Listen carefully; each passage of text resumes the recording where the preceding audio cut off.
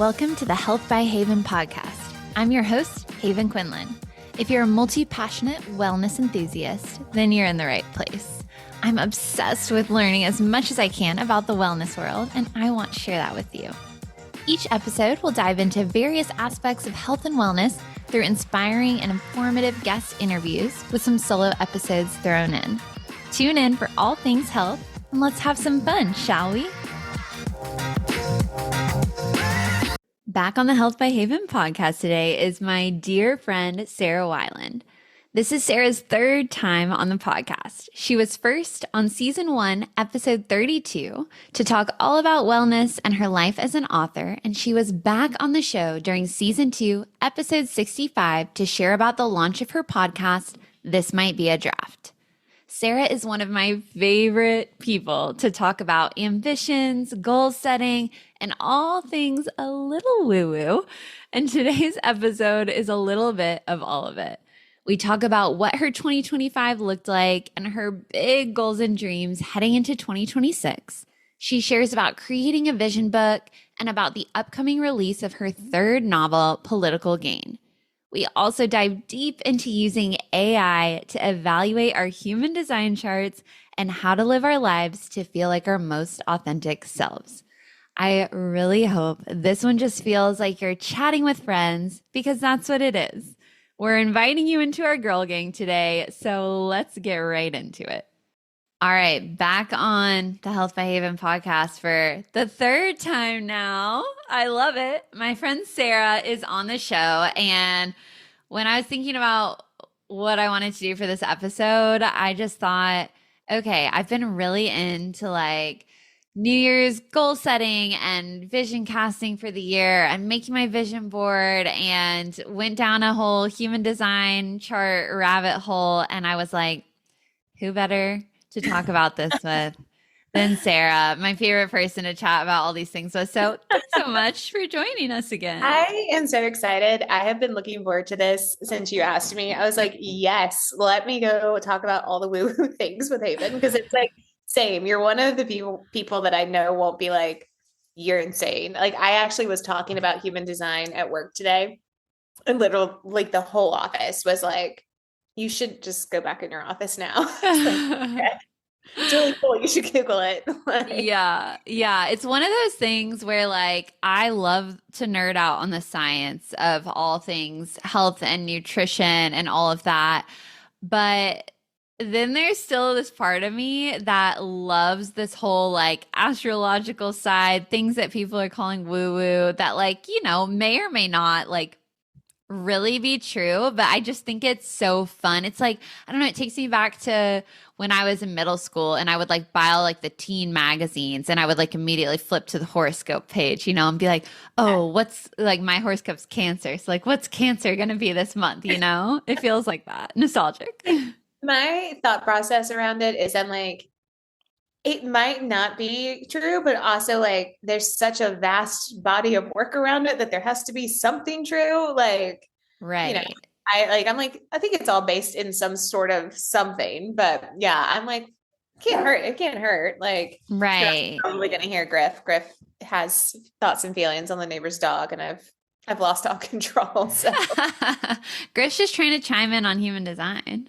Griff wants to, you know, he's like, wait, my mom's TikTok is telling her that Aries, as an Aries, this is her year. So, okay, so let's start there and then we'll get into human design. But what did the last year look like for you? And like, what are you feeling going into this new year? 2025 was an absolute roller coaster. I posted on my Substack like a recap of it, and I used this photo of like a roller coaster that was really like up and down, over and over and over, because that's how the year was. And when I sat down to recap it, it was like January started off so strong. I went to a midnight release party of Onyx Storm. And for your listeners who have been reading the Empyrean series, they know like Onyx Storm was like must have event. And then I went up to Philadelphia, which my best friend lives up there. And I got to sit down and like listen to Rebecca Yarros, who wrote the book, talk. They took me skiing for the first time, and I didn't hate it, which shocked me. I don't like to be cold. And I was like, wait, this isn't terrible. I'm I like also dying to go skiing, so I'm so jealous too. I skied for like an hour and then I was like, well, I'm gonna go read my book now. So I did. I took my book and like read for like the rest of the time.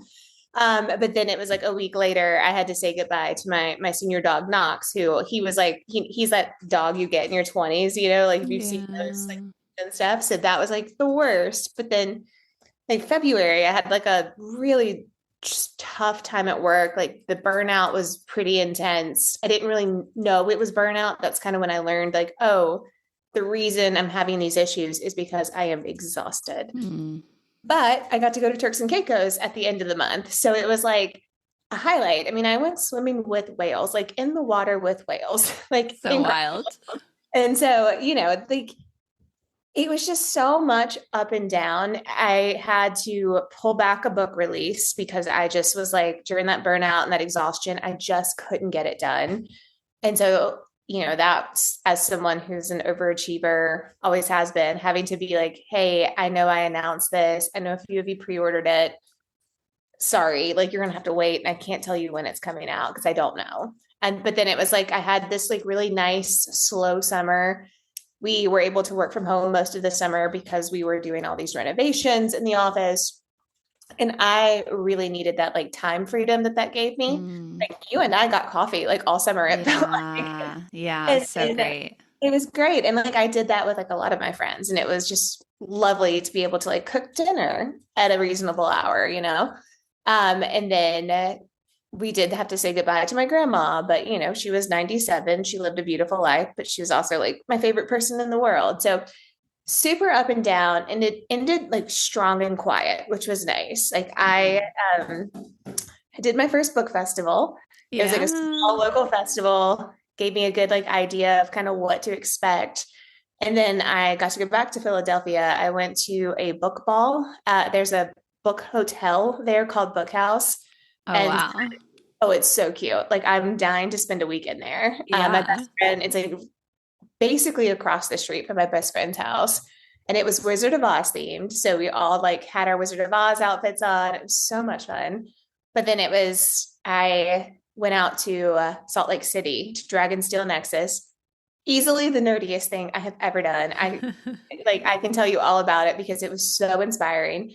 But then, the year ended with I got COVID. But it did kind of work out because I already had the last 2 weeks of the year off. I just added a third, except for on my couch, like completely like, Oh, but it was like an up and down year, but it ended, like I said, it ended strong and it ended like soft. And it yeah. really like those 3 weeks off, like, yes, it let me reset and like get over COVID and all of that, but it really like helped me with getting some clarity around what I wanted for 2026 and starting to get my like ducks in a row for the new year.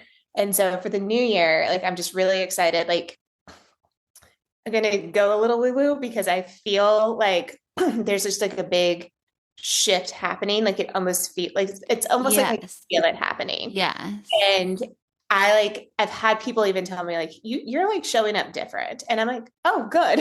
Like Yeah. it's just I feel like I know like all the astrologers and all those people are like, it's the year for Aries, and I am an Aries.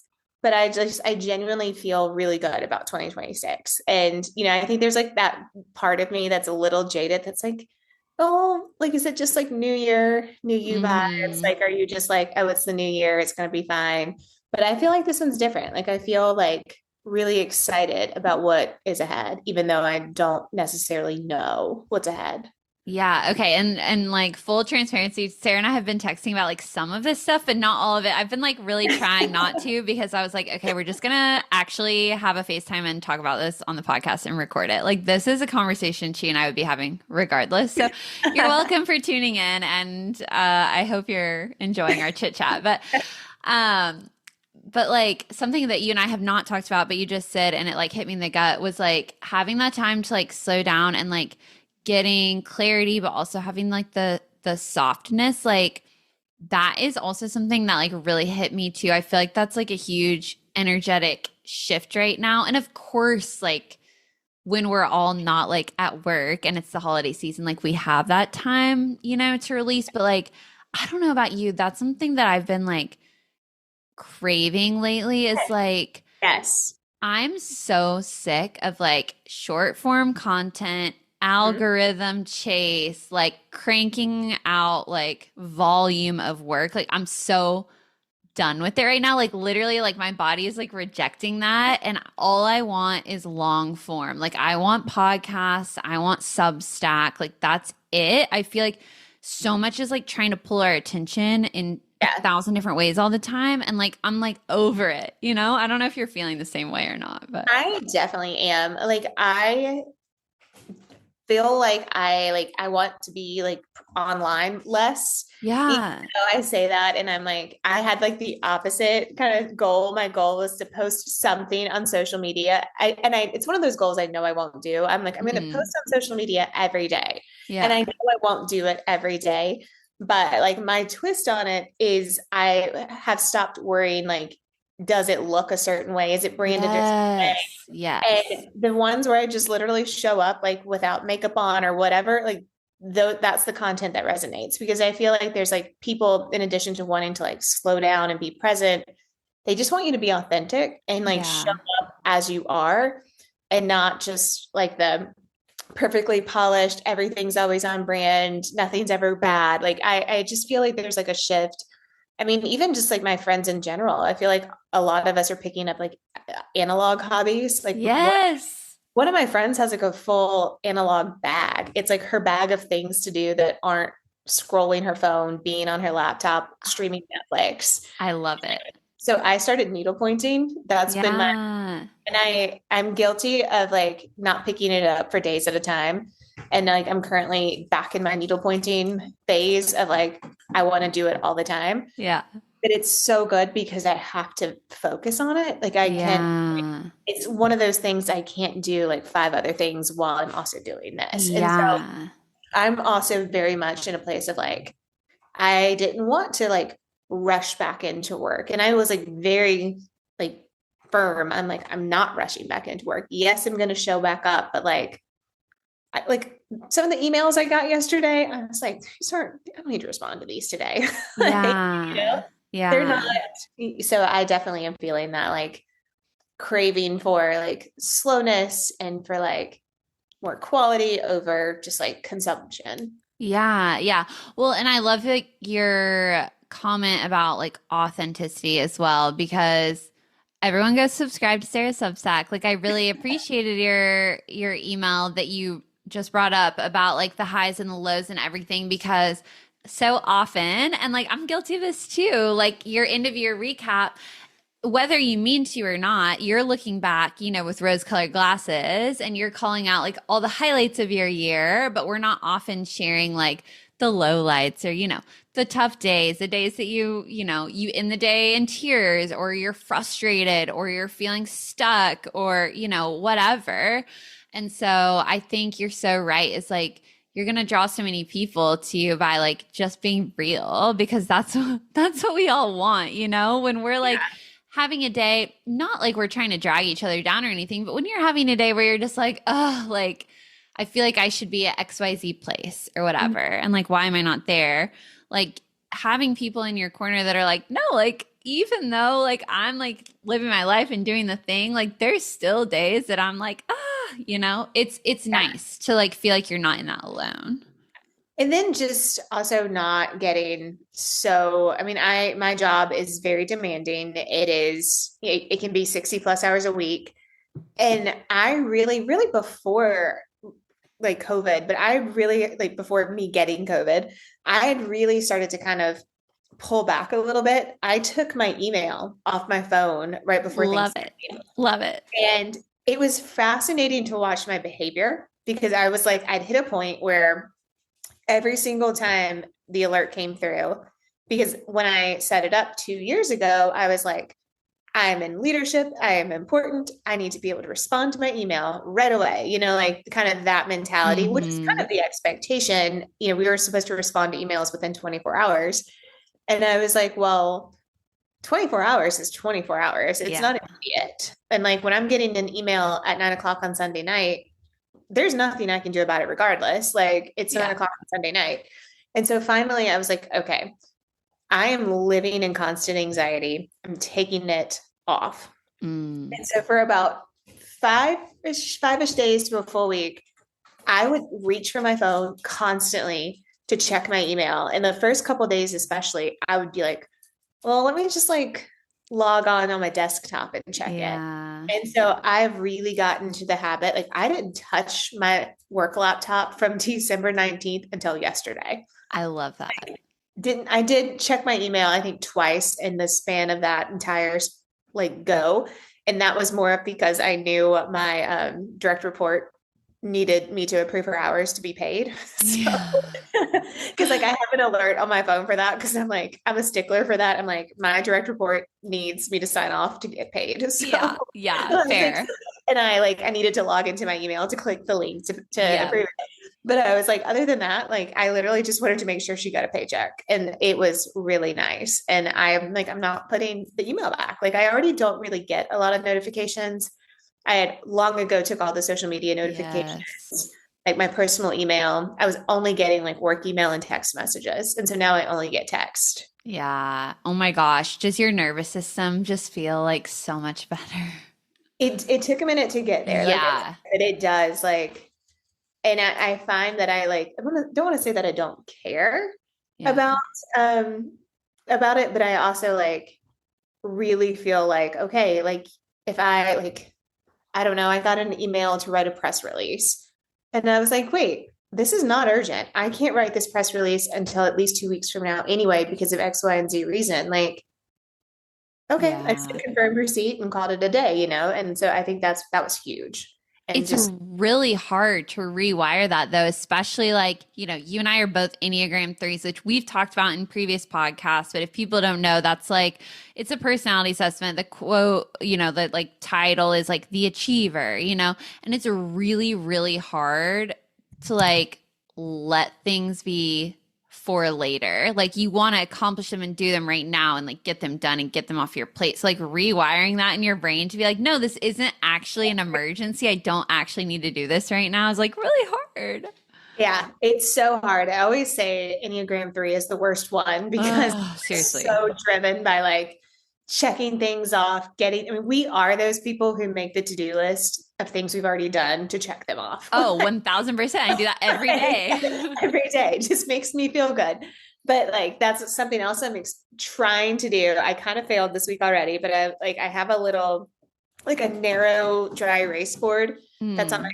fridge and I write out my like weekly to-do list. Mm-hmm. And I always do it like Sunday night or Monday morning. And it Mm-hmm. is always so ambitious. It's like, I'm Mm-hmm. going to do 500 things this week. Mm-hmm. And then towards the end of the week, when I haven't done those things, I start to get like in my head about it of like, you could have. Yeah.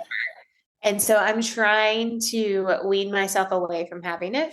And that so Yeah. it doesn't feel like I do have one this week, but it's like I didn't put like things that I do every single week. I was like, okay, you were just putting those things on there so Yeah. you can check them off because Yeah. you know you're going to do them. Yeah. So I put like the big things that I needed to do. And I'm like, Yeah. this feels a little better. Eventually I'd like to like just not have one. Yeah. Okay. Well, I love that shift of perspective though. I've been working with one of my health coaching clients on this exact thing is like, she was having trouble at the end of the day, like falling asleep because over and over in her mind, she's going over the things she didn't get done. And so I was like, let's reframe it. And instead of like focusing on that, like celebrate the things you did get done because I know for a fact you're doing a million things all at once every day. So like let's focus on that instead. But also, okay, I had the same issue of like my to-do list for the day was 10 million things long and there was no chance that I would ever get them all done. And it was starting to like make me crazy because I needed to get it out of my head. I needed to get all these floating thoughts out of my head onto a list at least. And so I bought this like weekly notepad like planner thing. Yeah. So now at the beginning of my week, it's like Sunday through Saturday, I'll write out like, okay, the big things that I have to get done and try to kind of space them out for each day. So it's not like I have 100 things on Monday that are then just continuing to roll over and make me feel like I've like failed because I haven't gotten them done. And I try to be like, okay, it's fine.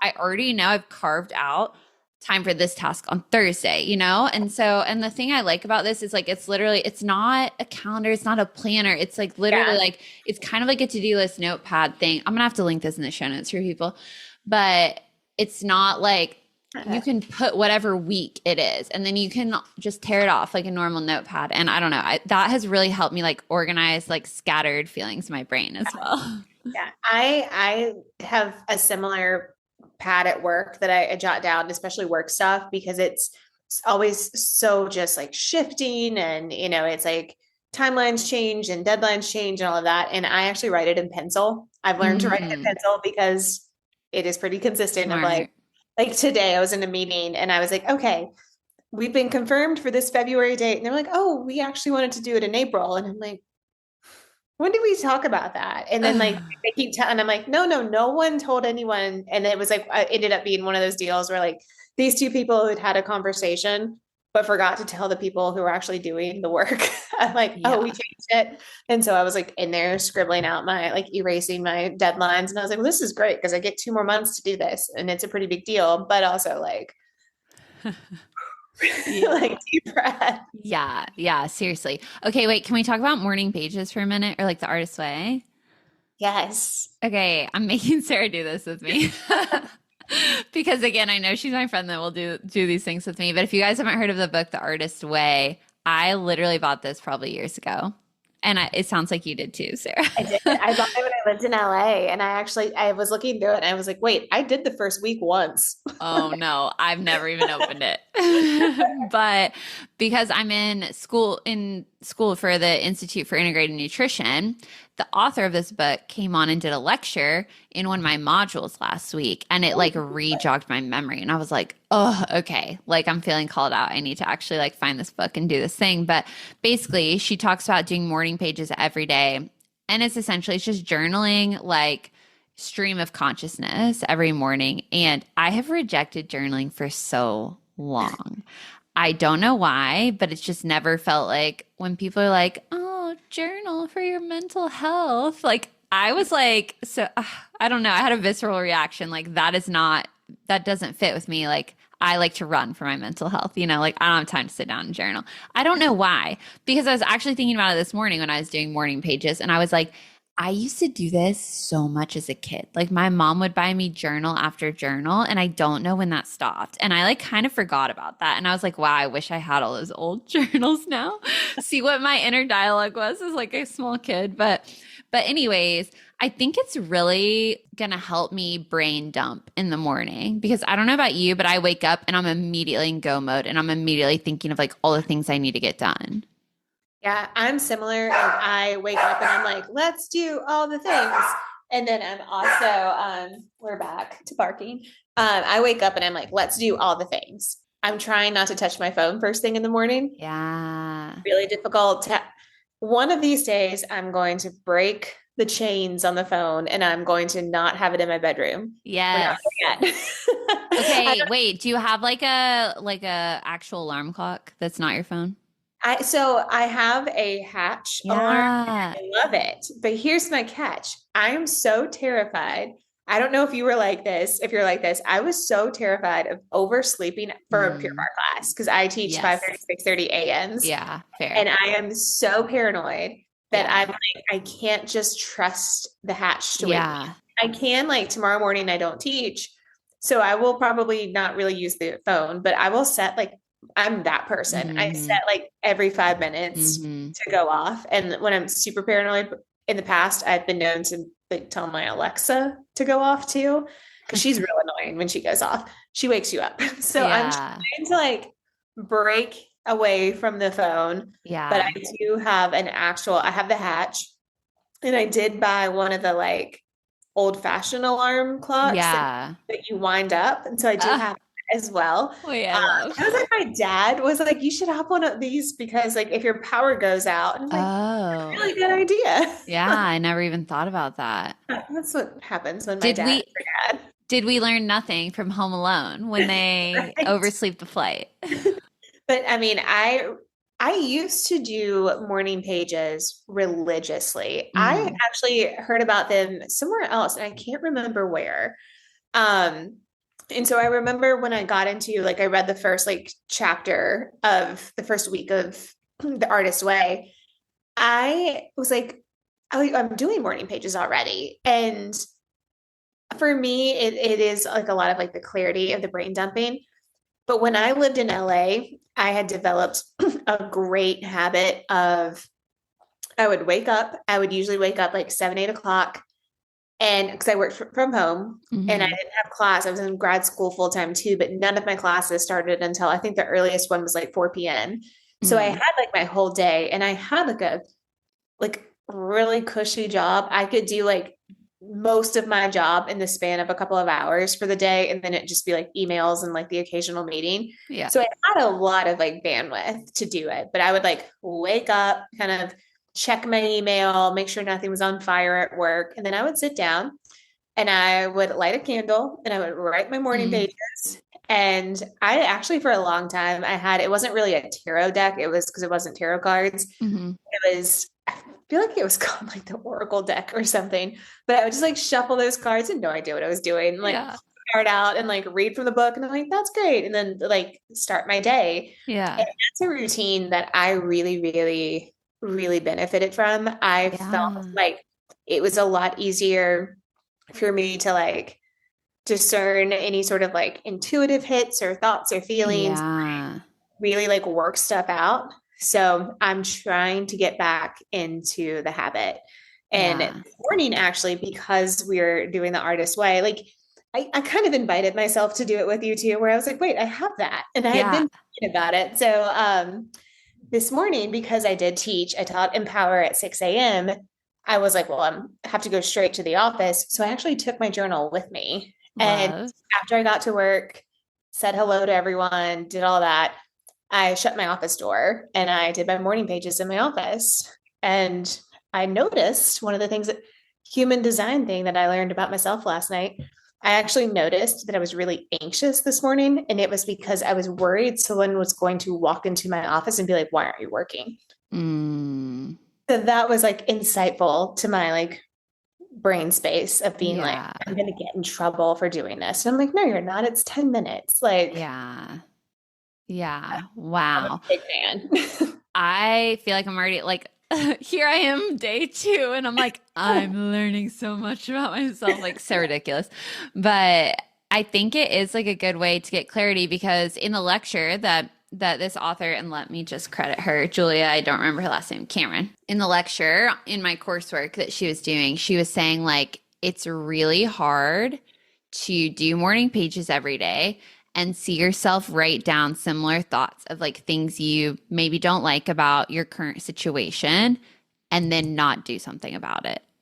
And that's like what really hit me. And I don't know, like there's all this stuff where, or like this science where you say like, oh, you have to hear something like 7 times or whatever before you like really digest it and like, but something about the way she said it like that, I was like, oh, now Mhm. I want to be journaling in the morning. You know, like the way she phrased it like that, I was like, I, yeah.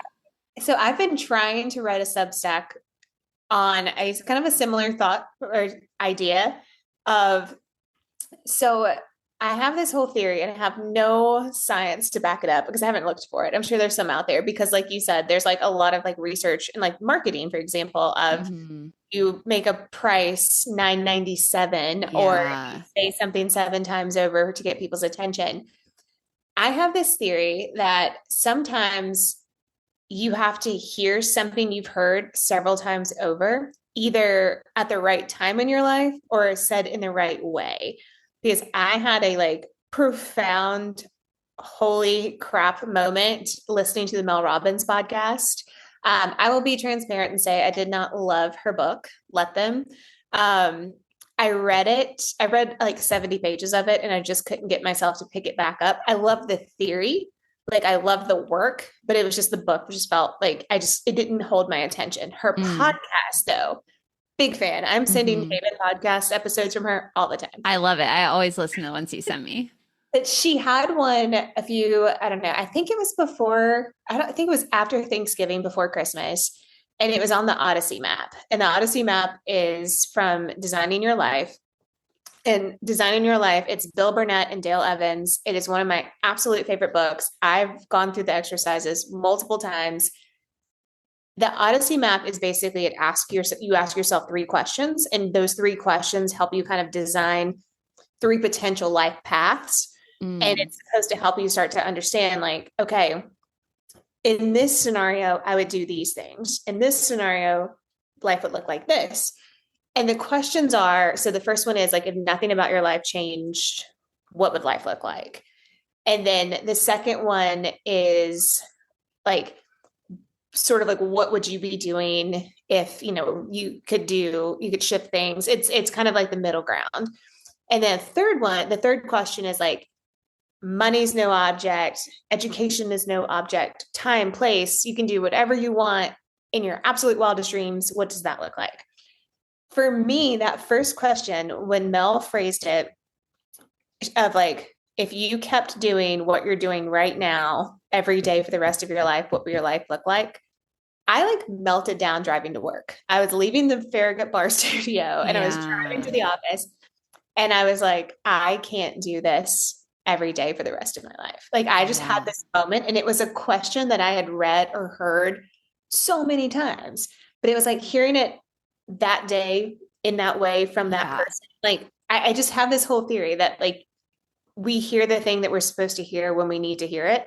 And that did feel like a pretty substantial catalyst moment for me, because that like springboarded taking my email off my phone. Like when I went to Dragonsteel Nexus, like the way I took in that information was probably really different than what I would have done previously if I wasn't thinking like, okay, if I don't change things now, I'm going to still be here in the same place doing the same things next year. And I cannot do that. Like my mental health won't allow it.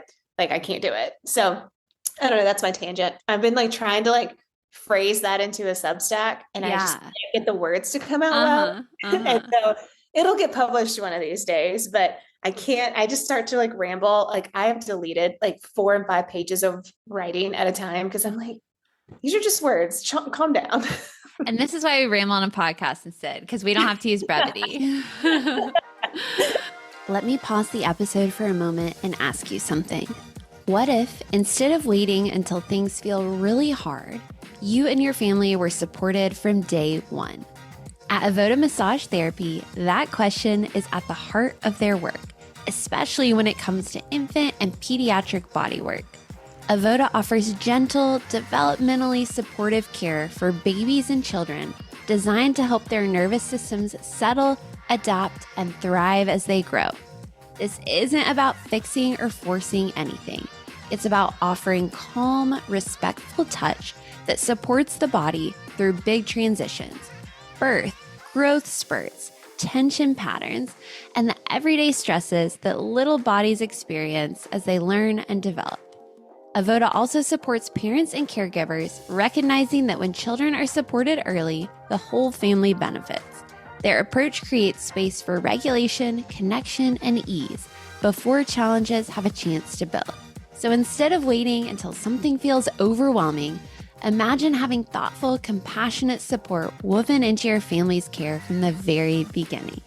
You can learn more about infant and pediatric bodywork at avodamassagetherapy.com and see if this kind of support feels right for your family.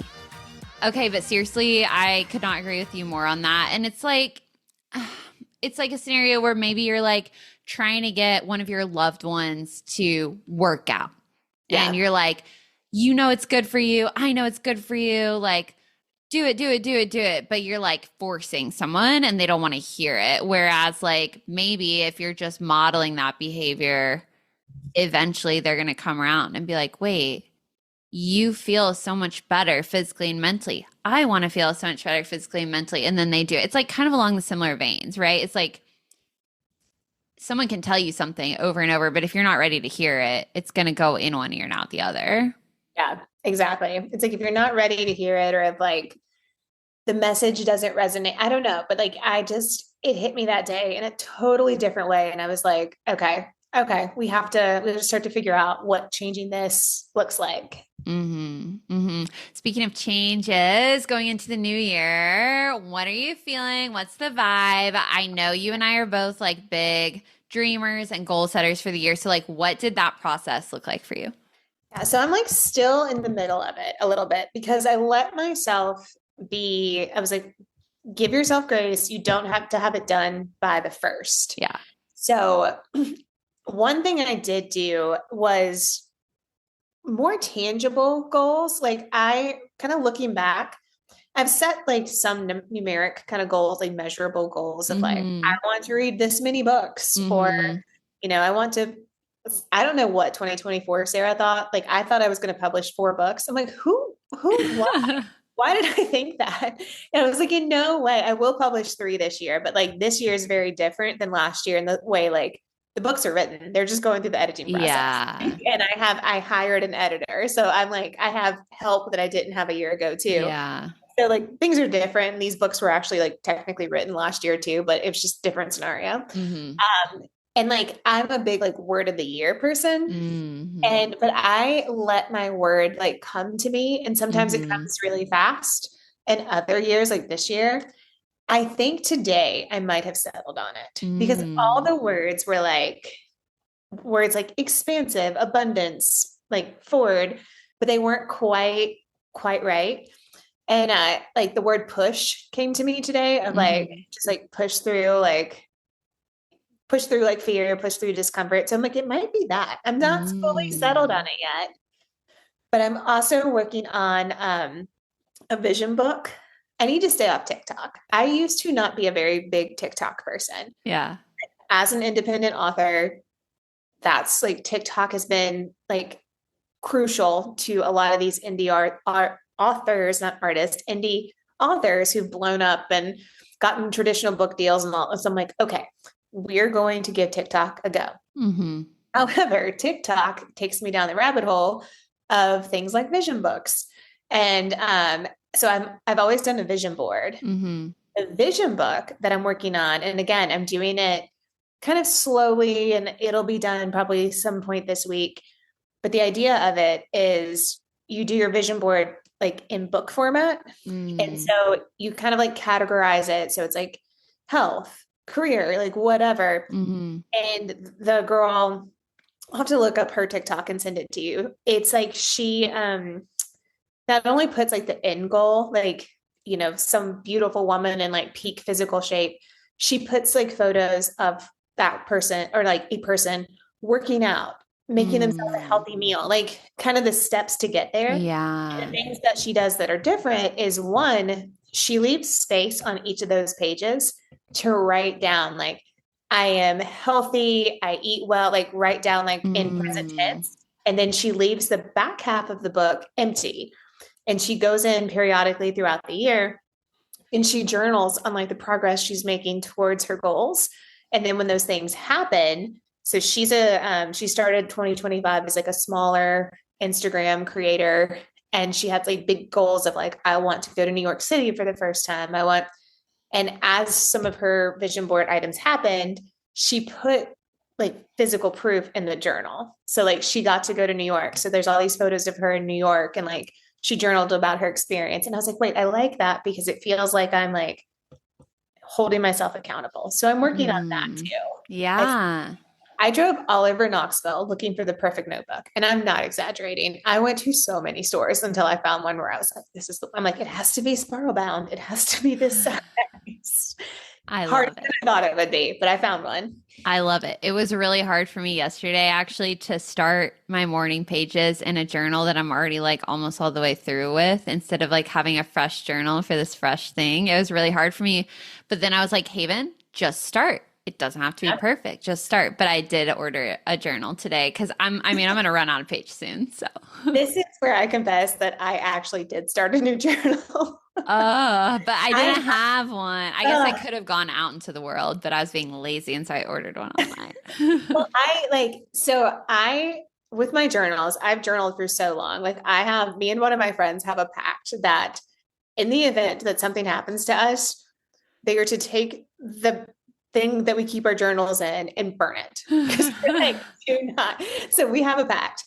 And I am big on like how the journal feels, which might sound cheesy, but I'm like, I need Mm, the journal to like feel like it's the right journal for me. mm. And the one I was using, I was not journaling very regular for one thing. And then I just like I didn't like vibe with it, which I know sounds crazy. No, I get it. I so get it. And so I had done, I don't know, there's probably like less than 10 entries in it. So I definitely like kind of wasted it. I'll throw it into the box where I keep my used journals because I'm sure there's things like I love to go back every once in a while and see like what life was like 2, 3 years ago. But when I was on my notebook hunt, I was at Barnes and Noble and I bought all these notebooks there. And there was one, I'm like, I don't really know what I'm going to do with it, but it's really, really pretty and it's Mm, 25% off. So I'm going to get it. yeah. And that's the one where I was like, I'm going to use this. So Yes. It was meant to be. yeah, it has to like feel it. I have to have the vibe. Yeah, yeah. Okay, we must talk about human design. And I can't remember. Do you remember, did we touch on this at all in our last I think podcast? so. I don't think so. Okay. And I mean, in full transparency, Sarah and I are not experts on this. However, I Yeah. am going to have a new friend from New York who is a human design expert on the podcast soon. So, be sure to keep keep listening to the show and you can hear from an expert because this is just us chit-chatting. But I heard on another podcast, what one was it? I think the wellness process. She was talking about how she put, I don't remember her exact prompt, but basically put her human design chart into ChatGPT and was basically like, read this chart for me, tell me like my purpose in life, how I can work most efficiently, yada, yada, along those lines. And I thought it was such a cool idea and it's been in the back of my mind. And so when I was working on some more of my like goal setting, I was like, okay, I need to put something like this in there. And the prompt I sent you, like I just kind of like made up. I think it was similar to what she put. I'm gonna have to write like a Substack or something on this too, because it was like mind blowing how both of us went down a rabbit hole in this last night. But So deep, basically, so deep.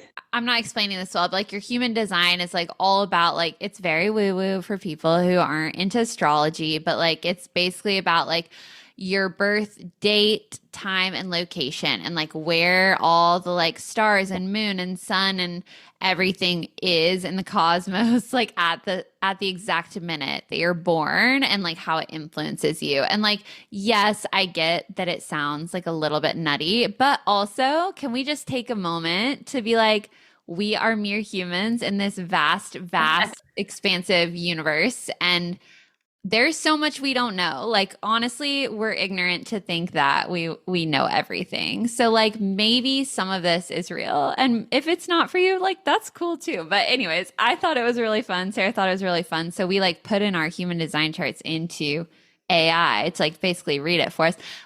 Just tell me your experience. I want to hear like some of your insights. Okay, so I nerded out pretty hard, and I am gonna like put a little AI disclaimer because like AI in like the writing world is such a thing. And I do not use AI to write or generate images or covers or any of those things. I use it occasionally though for things like this. And Mm. I actually used UTverse, which is like UT's closed iteration of it. Um, when it's like you have to like log into it or whatever. Hmm. And so I used UTverse and it was fascinating. I was a little like curious to see what UT would give me because UT like versus like ChatGPT or Gemini, which are Hmm. like open, UT's closed. And so everything that it's like the language model. And again, disclaimer, I work in a college that teaches AI, so I probably know a little bit more than Yeah. an average human about Yeah. but basically like everything that UT has in theirs is like stuff that's been uploaded with permission. So I'm like, okay, this is a limited supply of information Yeah. to pull from. I don't know what they've uploaded. I'm assuming it's like some of the like behavioral science studies and things like that from the university that they've okayed because it blew my mind. Like Yeah. I felt like I felt like I was just like being told who I was as a human. Um, Yeah. I'm a manifesting generator, but the Yes. thing that really struck me is it talked a lot about how I needed to feel an answer. So Mm. like full body response of like, is it a yes? Is it a no? And again, I'm going to be super woo woo. Years ago, it was like during COVID. I somehow, some way found this girl on Instagram who did like readings, and I was like, I am that bored. I am going to get her to do like whatever kind of, and she actually, some of it was like, it was like astrology, human design, tarot. She did like a whole bunch of stuff. Mm-hmm. Was shockingly correct. I took a ton of notes, and I actually looked her up not too long ago, and she's currently like a social media manager and not doing any of this work. And I'm like, Oh, you were so good. yeah. She said a lot of the same stuff. And so one of the things that stood out to me, of course, like I said, was like the need to like feel like it's a yes, it's a no. Like, and I've always been like pretty intuitive about that type of stuff of like knowing what's right for me. Yeah. One of the things that it kind of like hit me over the head with was the idea. So I've moved around a lot. Mm-hmm. I've tried a lot of different like places. I've tried a lot of different like jobs. I feel like I'm constantly like in motion and ready to like reinvent and try something else. Mm-hmm.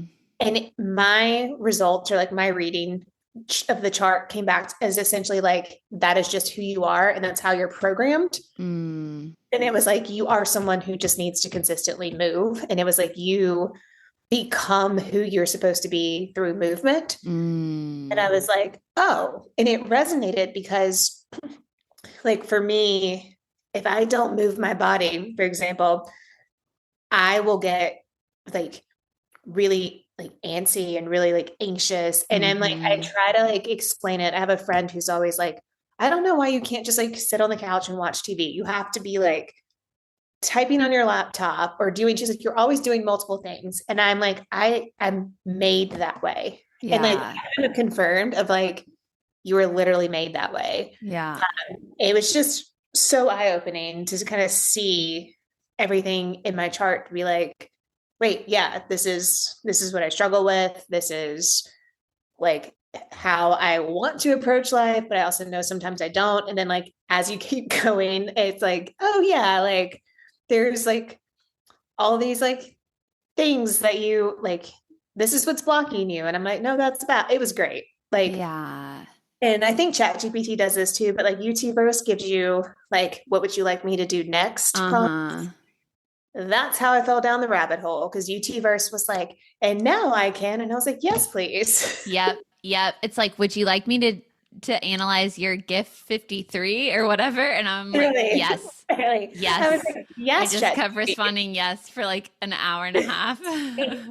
And I was like, in the back of my head, I was like, so I know like the guys at UT, it's some women too, but I kind of I know the people who have like developed this. Yeah. Because again, our college has a major in AI, and so they work really closely with us. And like, I know they could theoretically see it, like they're not going to, but like they could. And I was like, Dan's gonna judge me so hard. I was like, I know he's not going into this database and pulling all this stuff, but I was like, he'd be like, what is she doing now? Oh my gosh. I mean, whatever. Whatever, Dan. Right? Like he's gonna be like, well, what are you doing? Him and Rose, they're gonna be like, Sarah.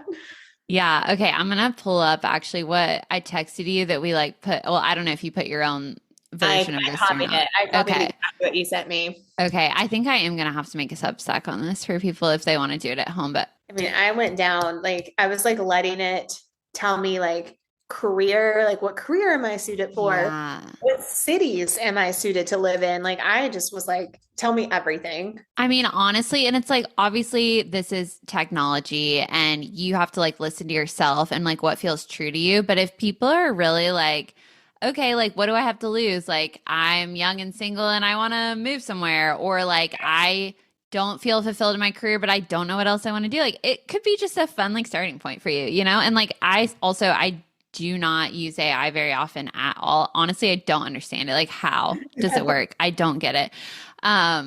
But for something like this, like it seems very fun. So yeah, the prompt was read my human design chart like you're a human design expert. Tell me all about my personality type, astrology, my purpose on earth, what my ideal job is, and how to optimize all areas of my life to live in alignment with my authentic self. And it's just like very validating when you feel like, oh, like, yeah, that's actually really true about how I work or whatever. It really was. I mean, I went as far too as having it do I had a point where I was like, okay, here's my astrology chart, and I'm an Enneagram 3. What you got? Like, Yeah, I love and that. it was basically like, yeah, you need to calm down because Take a chill again, pill. again, this is all like in good fun. Or, you know, like who knows? It could be like the absolute truth, or it could be all made up. We don't know. But like if you listen to astrology, I'm all fire. So I have Mm, Aries sun, Aries moon, and Sagittarius rising, I think is what it is. It's those three things. okay. And it's like all fire and it's all movement. And when it's just to me, it's when I feel like there has to be something there because when you start to read through it and it's like, it talks about like leadership and like all these things that I've gotten in like feedback over the years. Or like, Hmm. I don't, you know, it really, I had myself a time last night. I was supposed to be Yeah. in power and it was all new choreo I'd never taught before. And I was So sorry. like more prompt. Yeah, my class wasn't at 6 a.m., but it was at 11 and I was in the same boat as you. Like I have a brand new class to learn.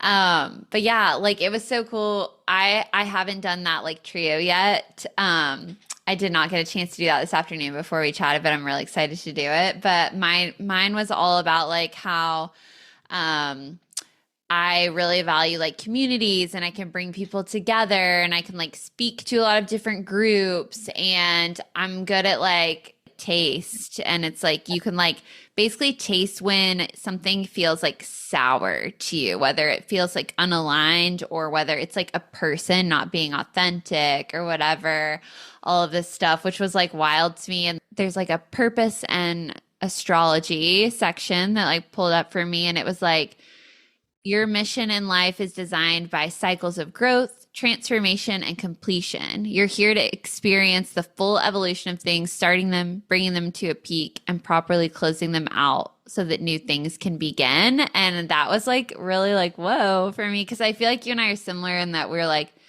we've lived like 9 lives, you know, it's like hopping around to different things, but like finding that sense of closure, I guess. It was like Yeah. nice to see. And then the like your gifts, it was like your most important gift is gift 53, which is the energy of starting new things. You're a catalyst for new beginnings. And I was like, whoa.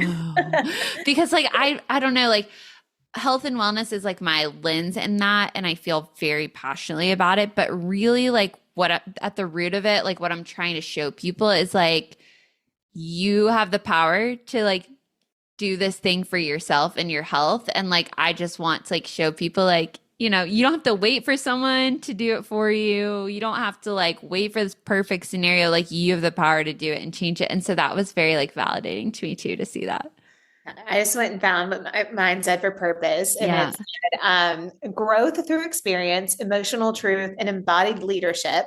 You're here to turn lived experience into wisdom, transform desire into mastery, model what aligned success actually looks like. And then it says, you are not here for hustle culture, rigid systems, or conventional timelines. And I'm like, hey, that's me. That Yeah.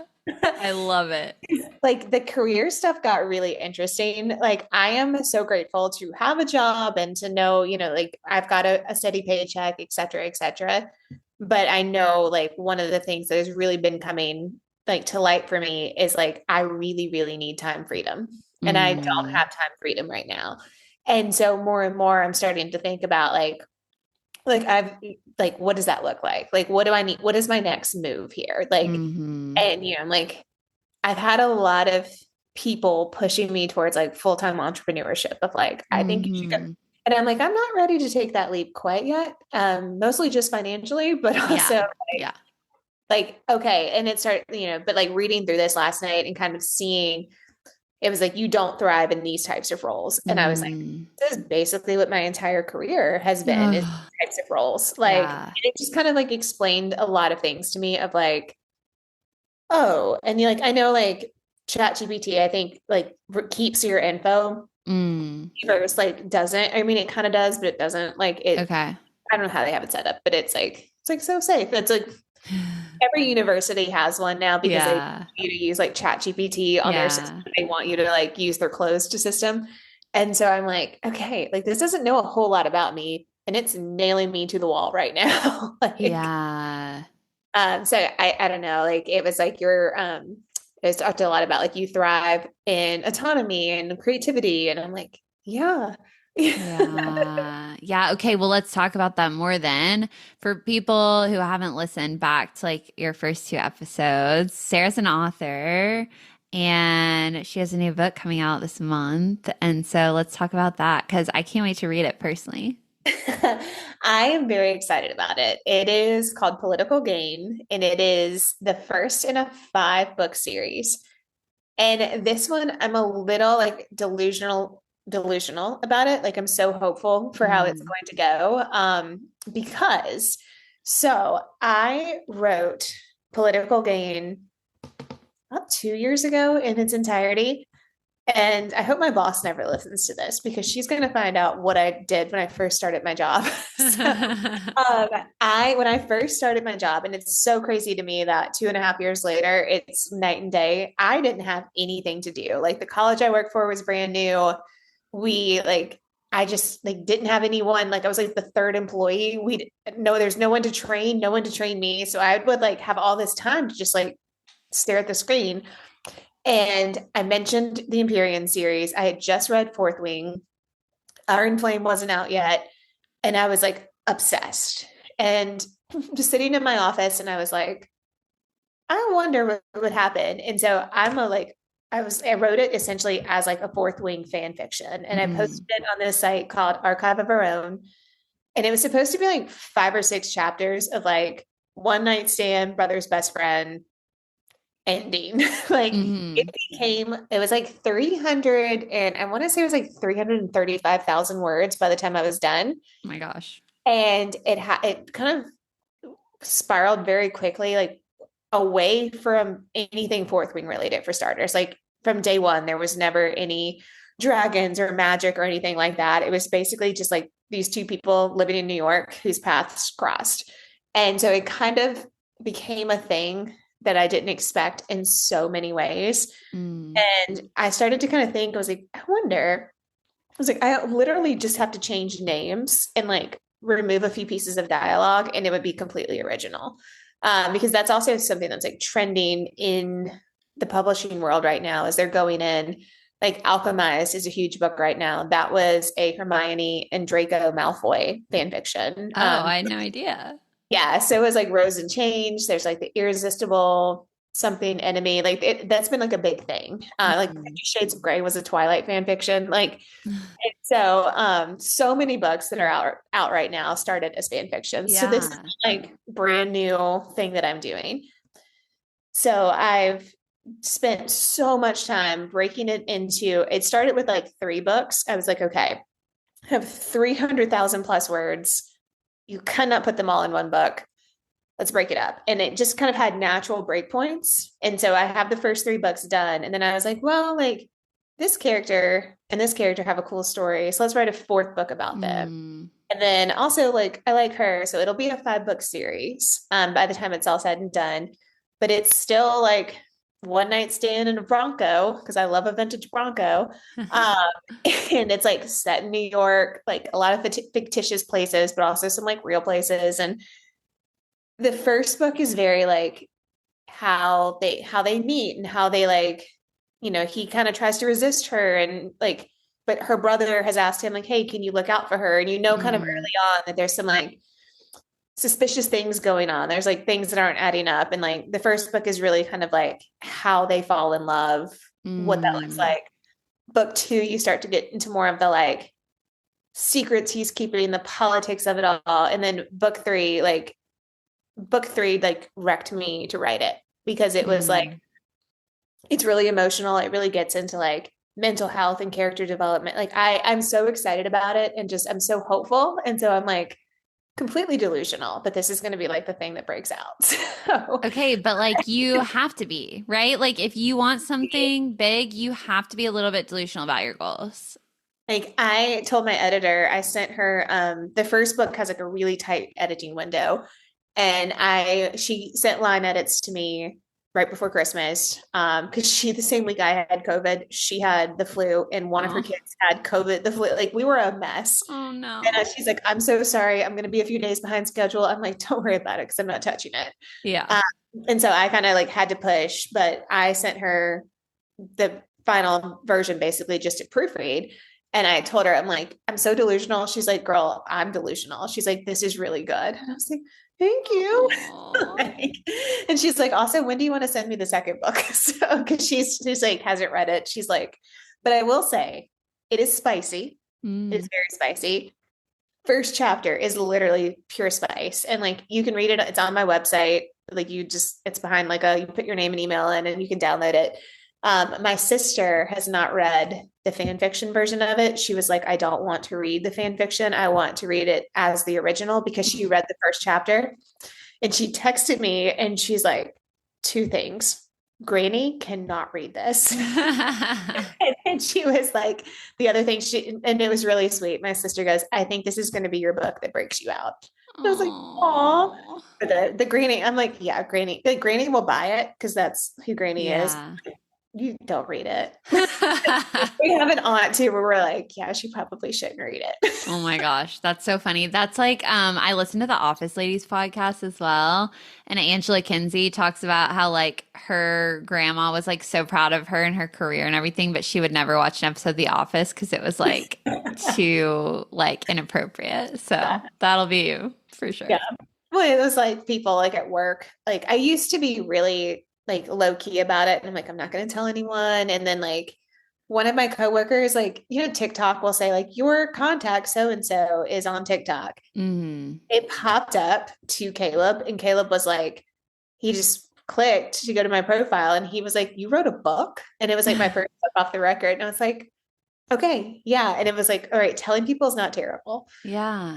Because it was like, I don't want to say it was ashamed, but it was like, oh, like I write these like little romance books. What are people going to think? And Hmm. so now I'm just like, yeah, I wrote some books. Like, Yeah. I love it though. Like own it. It's making you happy. It's what you're doing. And it's like e- everyone who's successful started somewhere, you know? Like you just have to like own it and go for it. And I love that you're doing that. Like that's like one of my favorite things about you. It's so inspiring, Sarah, is that you're just like crushing it. You're just like going after it. And I loved, well, your first book is not my favorite genre because I'm a weenie and I don't like murder mysteries, but it was well written and I did read the whole thing because then I just had to know what's happening. I was like so freaked out.